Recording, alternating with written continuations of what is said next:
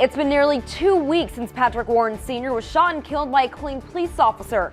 Tonight we hear from his son, who shares how the Warren family is coping through their loss. And 25 News has worked so hard to raise money for our If You Give a Child a Book campaign.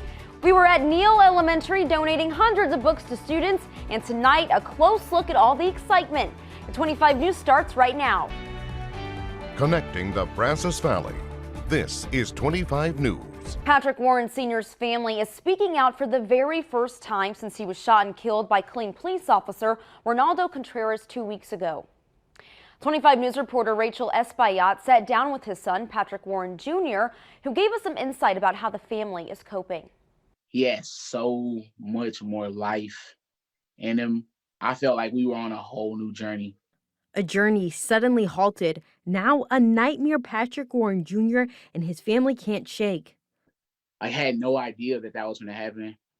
We had to watch him take his last breaths on TV. It's been almost 2 weeks since Patrick Warren Sr. was fatally shot right before his son's eyes outside their home in Killeen during a mental health call.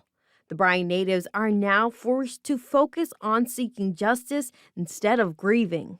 This officer is still able to go out and do things with his family, and I'm not afforded the same opportunity. So it's a little hurtful. It feels like a slap in the face. Officer Ronaldo Contreras has been placed on administrative leave, but has not been arrested in the shooting. Texas Rangers are investigating.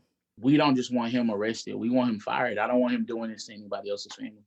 Warren Jr. maintains hope that justice will be served, advocating for mental health and against police brutality every step of the way in his father's name. My name is Patrick Warren Jr. When you think of my father, you're gonna see my face. I'm here. I'm gonna make sure they never forget who he is.